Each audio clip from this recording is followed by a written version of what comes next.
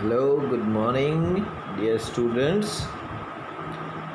आज हम साइंस का फर्स्ट चैप्टर शुरू करने जा रहे हैं 10th स्टैंडर्ड का, केमिकल रिएक्शंस एंड इक्वेशंस।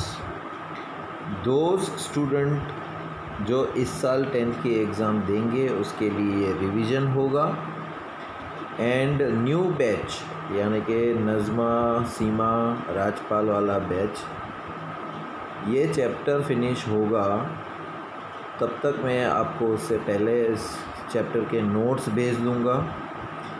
वो आपको नोट्स अपनी बुक में लिखने हैं और सेंड करना है मेरे को। अप टू डेट रहना है नोट्स के साथ में, ठीक है।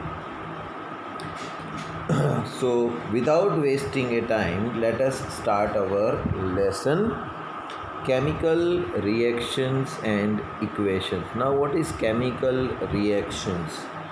देखो, जिस तरह से क्लास में जब आप कोई सर या मैम आते हैं तो सर का हाव भाव देख के ही आप समझ जाते होगे, मैम को देख के समझ जाते होगे कि आज क्लास में मस्ती हो सकती है कि नहीं हो सकती, नॉर्मल बातचीत होगी, मैम गुस्से में हैं, कैसा है। तो उनका हाव भाव देख के ही आप अपना रिएक्शन देते हो, है ना। ऐसा नहीं है कि सर को या मैम को देखा कि आज बहुत गुस्से में हो और आप हंसते हंसते उनके सामने गए मस्ती मजाक करते हुए। तो जिस तरह से एटमॉस्फेयर होता है उसी तरह से हम बिहेव करते हैं, उसको हम बोलते हैं रिएक्शंस देना, राइट। कभी कभी हम बोलते हैं ना, मैंने आपको कितने अच्छे से बोला गुड मॉर्निंग सर, आपने रिएक्शन ही नहीं दिया कोई, या कोई जोक सुनाता है हम हंसते नहीं है तो रिएक्शन पता नहीं चलता है ना। तो केमिकल रिएक्शंस का मतलब ये होता है कि हर चीज़, देखो आप दुनिया की कोई भी चीज़ उठा लो, लकड़ा, लोहा, प्लास्टिक, राइट, कोई भी, ये तो एग्जाम्पल है, copper, gold, silver, all this things are known as elements. एक ही तरीके के चीज़ से बने हुए होते हैं, उसको हम बोलते हैं एलिमेंट्स, राइट। जैसे शक्कर है, राइट, तो वो एलिमेंट हुआ। अभी शक्कर में हम पानी मिलाएंगे तो मीठा पानी बन जाएगा। अगर उसको हम गर्म करेंगे तो शक्कर में क्या होगा, स्ट्रक्चरल चेंज आएगा और चाशनी बन जाएगी। फिर उसमें कलर डालेंगे तो लाल कलर वाला हो जाएगा। फिर उसमें थोड़ा सा कोई एसेंस डालेंगे टेस्ट के लिए, अब ये शरबत बन गई हमारे लिए, है ना। तो अगर हमने कलर ऑरेंज डाला और मैंगो फ्लेवर डाला तो मैंगो फ्लेवर जैसा शरबत बन गया। अगर लाल कलर डाला और गुलाब का टेस्ट डाला, एसेंस डाला, तो गुलाब शरबत बन गई। है तो उसमें वही शक्कर और पानी गरम किया हुआ, खाली उसमें कलर अलग डाला और टेस्ट अलग डाला तो उसका पूरा नाम बदल जाता है। हम बोलते हैं काला खट्टा है, काची केरी है। ये इसीलिए बोल रहा हूँ क्योंकि अभी गर्मियों का मौसम चल रहा है, आप सब लोग एंजॉय कर रहे होंगे वेकेशन में घर पे, है ना। शरबत और गोला नहीं, ये सब बाहर का तो खा नहीं सकते हम, ठीक है। तो ये हुआ केमिकल रिएक्शन। केमिकल रिएक्शन मतलब अगर आप शक्कर को, पानी में शक्कर मिलाया और गर्म किया, फिर उसको एकदम गरम चीज़ को थोड़ा ठंडा करके फ्रीज़ में डाल दिया, तो जो हम टॉफ़ी खाते हैं उसमें भी तो वही होता है, शक्कर होता है, पानी होता है, कलर होता है और एसेंस होता है। तो उसको हम बोलते हैं टॉफ़ी और इसको हम बोलते हैं शरबत। क्यों? क्योंकि इसको हमने फ्रीज में डाल के जमा दिया है, राइट। तो ये टॉफ़ी बन गई।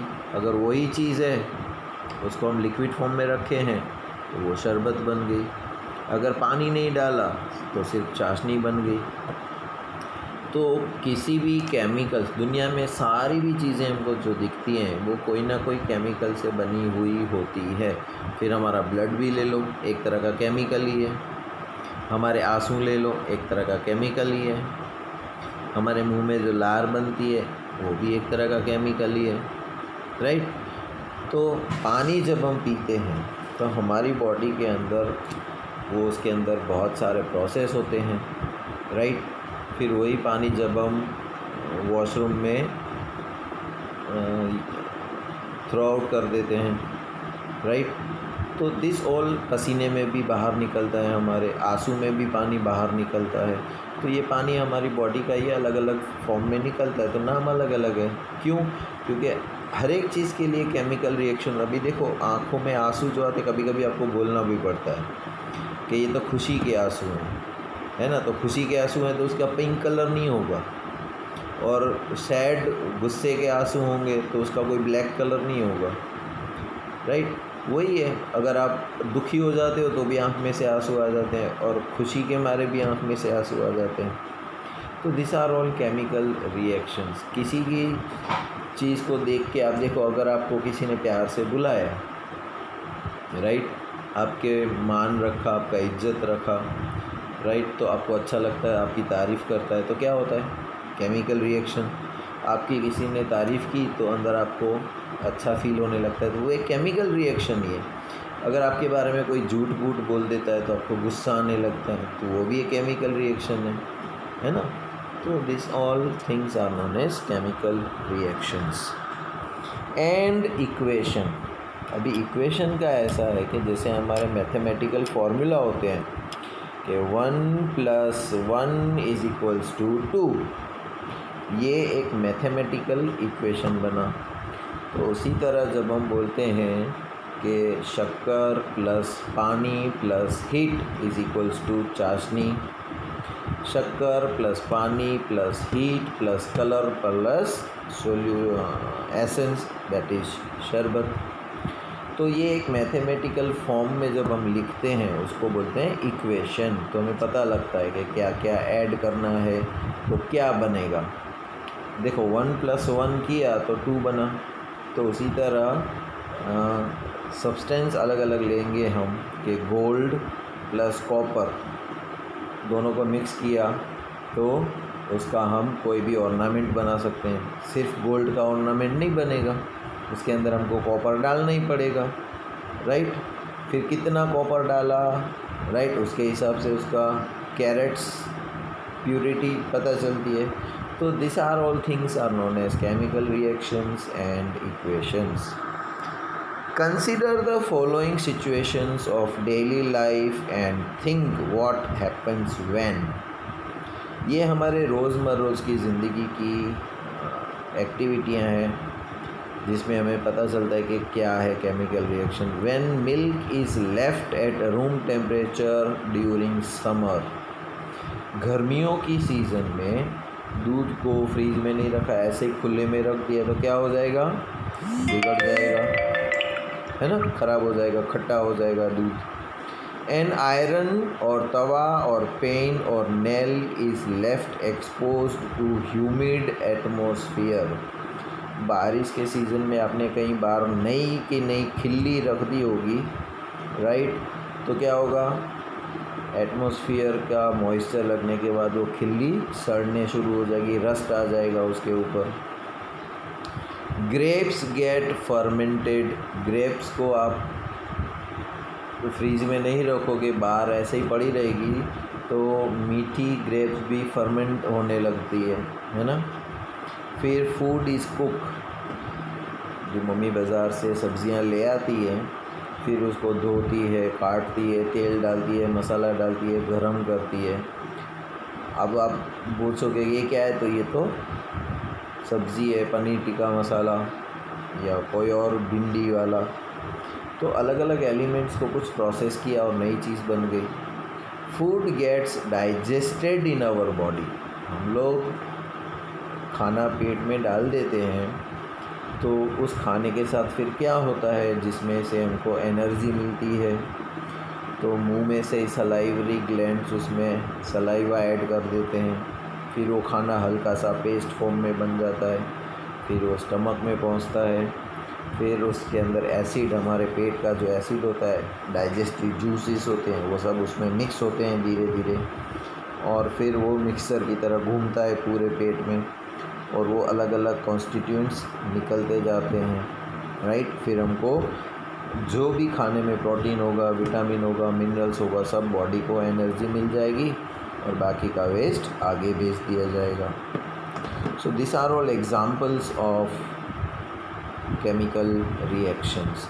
एक और है वी रिस्पायर, जब हम सांस लेते हैं तो ऐसा क्या होता है कि एटमॉस्फेयर का ऑक्सीजन जो है वो अंदर जाता है, हमको ज़िंदा रखता है, और वो पेट में कहाँ तक जाता है, हमारे लंग्स में कहाँ तक जाता है, फिर वो रिटर्न होने लगता है। जहाँ से रिटर्न होता है तो उसका फॉर्म चेंज हो जाता है, ऑक्सीजन से कार्बन डाइऑक्साइड हो जाता है। तो ये जैसे ही कार्बन डाइऑक्साइड में कन्वर्ट हो गया, उसको हम अंदर नहीं रख सकते, हमारे लिए ख़तरा है, इसीलिए हम उसको बाहर छोड़ देते हैं।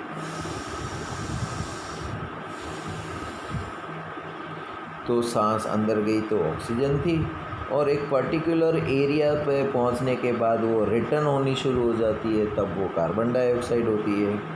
सो this are all examples of chemical reactions.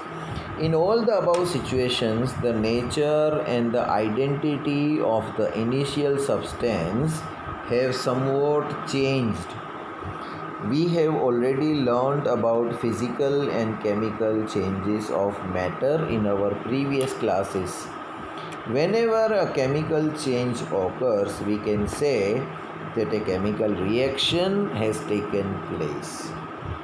अभी देखो, शुगर जो है उसको तवे पे आप गरम करो तो क्या होगा, शुगर एकदम जल जाएगी, काली बन जाएगी, चारकोल जैसी बन जाएगी, है ना। शुगर को जलाओगे तो अगर उसमें थोड़ा सा पानी रख के आप गरम करोगे तो गाढ़ा चाशनी जैसा बन जाएगा।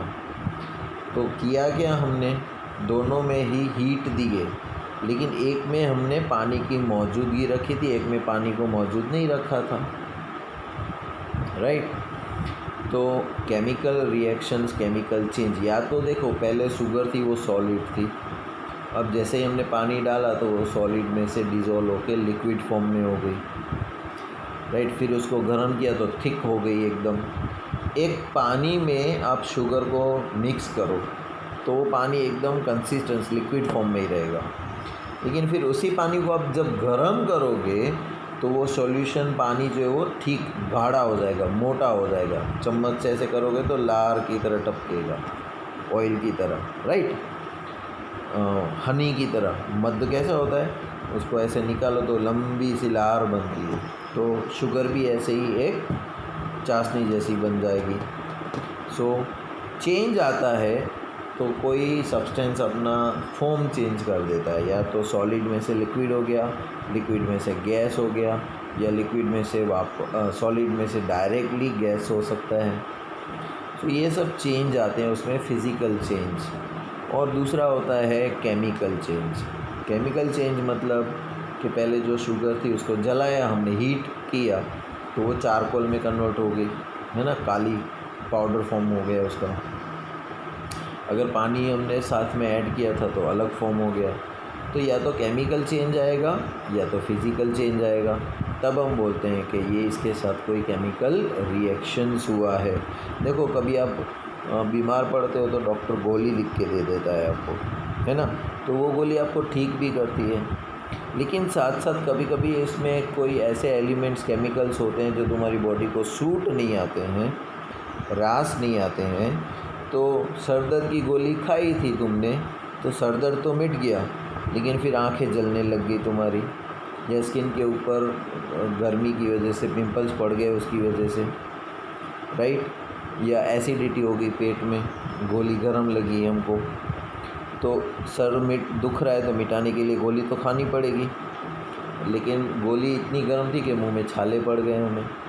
तो हो सकता है this is known as chemical reaction, उसने रिएक्शन दिया हमारी बॉडी को। You may perhaps be wondering as to what is actually meant by a chemical reaction। तो फिर ये chemical reaction actually में होता क्या है? How do we come to know that a chemical reaction has taken place? Let us perform some activities to find the answer to these questions। हम यहाँ पर 2-3 एक्टिविटियाँ करेंगे जिसकी वजह से हमें पता चलेगा कि केमिकल रिएक्शंस आखिर में होता क्या है। This activity needs the teacher's assistance, it would be better if students wear eye protection. तो जब भी हम कोई केमिकल के साथ कोई भी एक्सपेरिमेंट्स करते हैं तो आँखों के ऊपर ट्रांसपेरेंट चश्मा पहन के करने का, ताकि कोई भी धुआं या फ्यूम्स हमारी आँख में न जाए। हमेशा सेफ्टी प्रिकॉशंस रखनी चाहिए, हाथ में ग्लोव्स पहन के करना चाहिए। पर्टिकुलर हाथ से उठाना नहीं चाहिए, अगर गर्म है तो टोंग्स ने लेना चाहिए, यूज़ करना चाहिए। So clean A magnesium ribbon about 2 centimetre long bye rubbing with A sand paper. तो हमें पहले तो मैग्नीशियम की रिबन लेनी है 2 सेंटीमीटर और फिर इसको सैंड पेपर से ऐसे ऐसे घिस लेना है। Hold it with a pair of tongs and burn it using a spirit lamp or burner and collect the ash show form in a watch glass as shown in the figure। अभी उसी ribbon को टोंग से पकड़ के spirit lamp से गर्म करना है हमको ये, राइट। और उसकी राख बनेगी जो नीचे गिरेगी, उसको हमने एक वॉच ग्लास में कलेक्ट कर लेना है, right. Burn the magnesium ribbon keeping it as far as possible from your eyes। तो एक्सपेरिमेंट कर रहे हैं तो एकदम नज़दीक पकड़ के नहीं, दूर, आँखों से दूर रख के करना चाहिए, राइट, ताकि धुआं जो उठे वो हमारी आँख में ना जाए। And what do you observe, तो हमको क्या ऑब्जर्व हुआ? You must have observe that magnesium ribbon Burns with A dazzling white flame and changes into A white powder. अभी मैग्नीशियम रिबन को जब हम जलाए तो फुलझड़ी कैसे जलती है दिवाली के टाइम में पटाखों में, वैसे ही वो डेजलिंग सा चमक से जलेगी मैग्नीशियम रिबन और फिर वाइट पाउडर के फॉर्म में कन्वर्ट हो जाएगी। This powder is magnesium oxide. अभी ये पाउडर जो है वो मैग्नीशियम का तो है, लेकिन इसके अंदर ऑक्सीजन जुड़ गया, अब ये मैग्नीशियम ऑक्साइड बन गया। क्यों? क्योंकि जब हम जला रहे थे तो ऑक्सीजन उसके साथ जॉइंट होता जा रहा था। It is formed due to the reaction between magnesium and oxygen present in the air. तो हवा में जो ऑक्सीजन था वो उस मैग्नीशियम में मिक्स हो गया। दूसरी activity, take the lead nitrate in a test tube, add potassium iodide solution to this। अभी उसमें हमको क्या करना है, लेड नाइट्रेट PbNO3 लेना है और इसमें पोटाशियम आयोडाइड Ki डालना है और देखना है क्या होता है। फिर दूसरी एक और activity, take a few zinc granules in a conical flask और ए टेस्ट ट्यूब। जिंक जो होता है ना उसके ग्रेन्यूल्स लेने हैं ऐसी एक टेस्ट ट्यूब के अंदर, right. Add dilute hydrochloric acid और सल्फ्यूरिक एसिड टू दिस, और उसके अंदर हमको डाइल्यूट सल्फ्यूरिक एसिड या हाइड्रोक्लोरिक एसिड अंदर डालना है। Handle the acid with care, ध्यान रखना जब भी एसिड के साथ कोई एक्सपेरिमेंट करते हैं तो ध्यान रखना पड़ता है। Do you observe anything happening around the zinc granules, तो जैसे ही एसिड डाला तो जिंक के जो ग्रैन्यूल्स थे उसके आजू बाजू में कुछ होने लगा। क्या होने लगा? टच द कॉनिकल फ्लास्क और the test tube.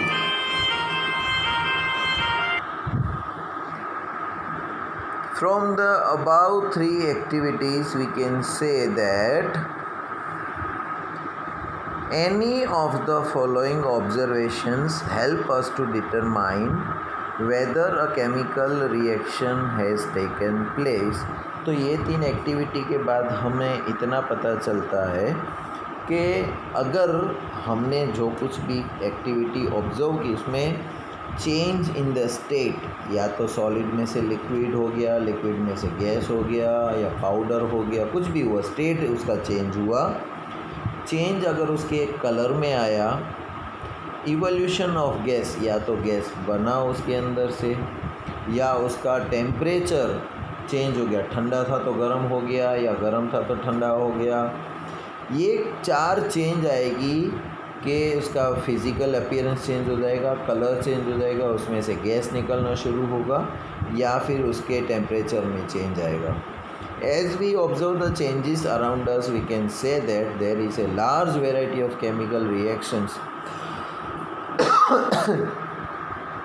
taking place around us.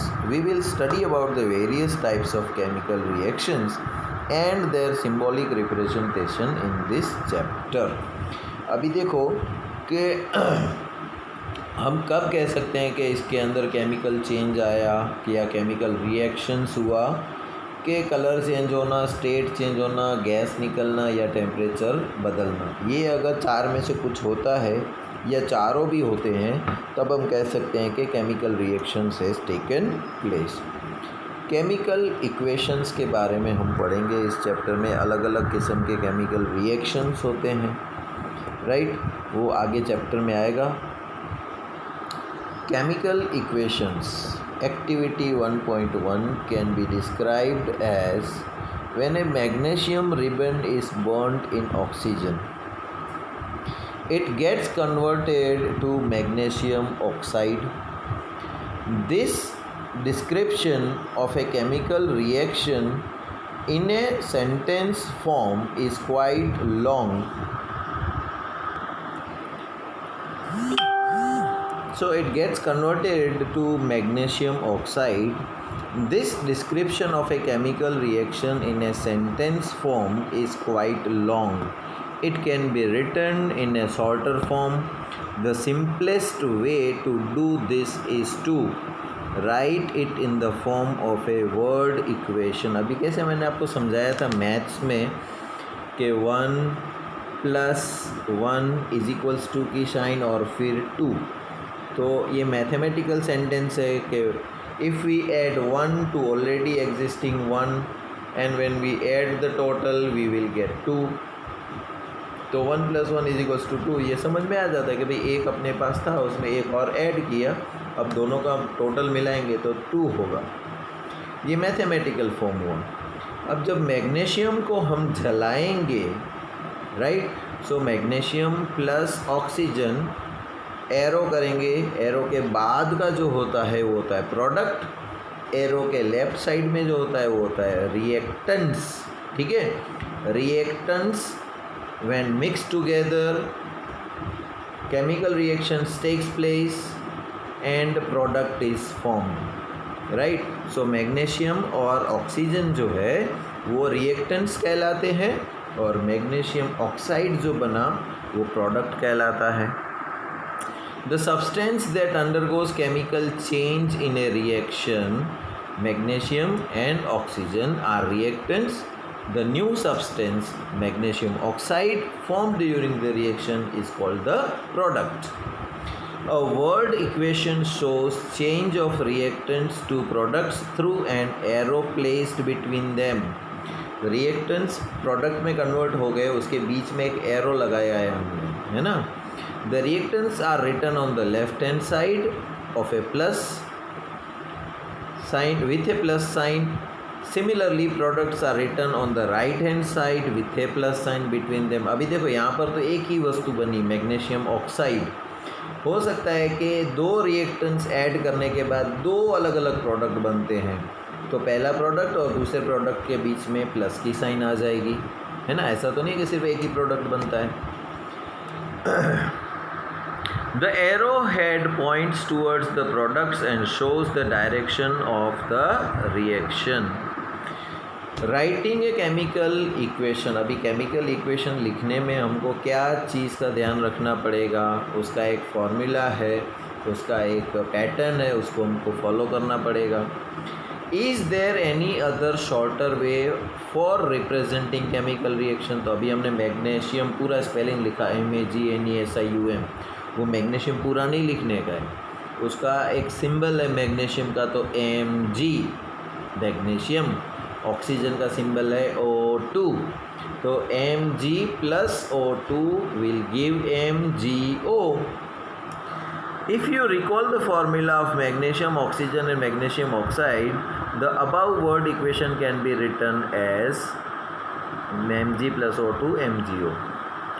Count and compare the number of atoms of each element on the left hand side and right hand side. अभी देखो Mg एक ही है, left side में arrow के उस side में भी Mg एक ही है।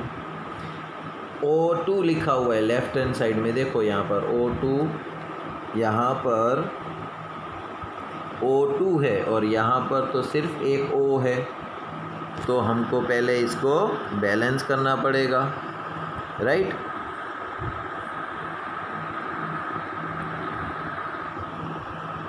Is the number of atoms of each element the same on both the sides. ये एक कंपलसरी है कि लेफ़्ट हैंड साइड में जितने एलिमेंट्स हैं, नंबर जो है राइट हैंड साइड में भी इक्वल ही होना चाहिए। देखो 2 + 2 = 4, तो 2 2 यहाँ पर 4, दोनों बैलेंस हो गया। 2 + 2 5 लिखूँगा तो क्या हो जाएगा, 5 ज़्यादा हो जाएगा, 4 कम हो जाएगा, तो बैलेंस नहीं है ना। तो दोनों साइड बैलेंस होना चाहिए, उतना ही होना चाहिए। अगर कोई 100 रुपये का छुट्टा मांगे तो हम उसको 50-50 की 2 दे सकते हैं, 10-10 की 10 दे सकते हैं, राइट। 20-20 की 5 दे सकते हैं। तो जितना उसने हमको दिया था 100 रुपये की नोट, हमने उसको चेंज दिया, लेकिन चेंज कैसे दिया, 100 रुपये से कम भी नहीं होना चाहिए, 100 रुपये से ज़्यादा भी नहीं होना चाहिए, इक्वल टू इक्वल 100 होना चाहिए। उसी तरह केमिकल रिएक्शन में भी रिएक्टेंट्स के एटम्स जितने हैं उतने ही प्रोडक्ट में होने चाहिए, कम ज़्यादा नहीं। Such a chemical equation is a skeletal chemical equation for the reaction। अभी देखो यहाँ पर skeleton मतलब एक ढांचा, किसी की हड्डी का पूरा ढांचा पड़ा हो तो तुम्हें पता चलेगा कि ये इंसान की डेड बॉडी होगी या जानवर की होगी, 2 पैर वाला है कि 4 पैर वाला है, बड़ा जानवर था कि छोटा जानवर था, राइट। तो उसके स्केलेटन से हमें पता चल जाएगा कि ये 4 पैर से चलने वाले छोटे किसी जानवर की हड्डियां हैं, तो वो स्केलेटन बनता है एक, है ना। तो ये इक्वेशन जो है अभी magnesium + O2 will give MgO। अभी यहाँ पर दोनों बैलेंस नहीं है ना, फिर भी इक्वेशन करेक्ट है क्योंकि ये स्केलेटन इक्वेशन है। हमें सिर्फ बताया गया कि क्या चीज़ में क्या ऐड करेंगे तो क्या बनेगा। अभी कितना ऐड करना है वो हम बाद में बैलेंस करते हैं। चाशनी बनानी है तो किसी ने हमको बोल दिया कि भाई पानी के अंदर शुगर मिलाओ और उसको गर्म करो तो चाशनी बन जाएगी।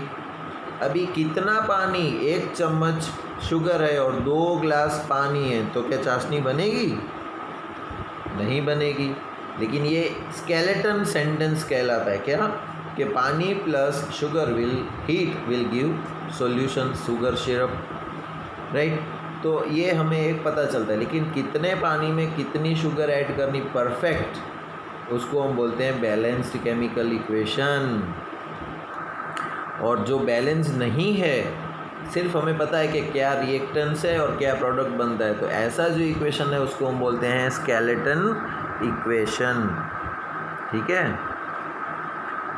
नाउ बैलेंस्ड केमिकल इक्वेशन के बारे में हम कल पढ़ेंगे। तब तक के लिए goodbye and take care.